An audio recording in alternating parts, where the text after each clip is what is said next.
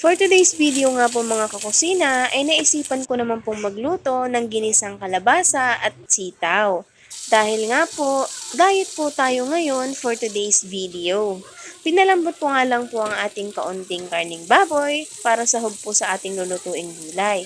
Iginasa ko na rin po ang sibuyas at bawang at pagkatapos po nito ay pinaghalo-halo ko na po ang karning baboy at ang ating sibuyas at bawang.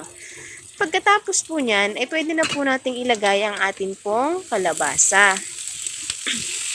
Lutuin nga lang po natin ito ng 3 to 5 minutes at pagkatapos ay pwede na rin po nating isunod na ilagay ang atin naman pong sitaw. Kagaya rin po, lutuin lang po ito ng 3 to 5 minutes at pwede mo na rin pong i-add ang atin naman pong paminta. Pwede rin po tayong maglagay ng pork cubes, depende po sa inyo. At naglagay nga rin po pala ako ng 2 basong tubig. At naglagay na nga rin po ako ng kaunting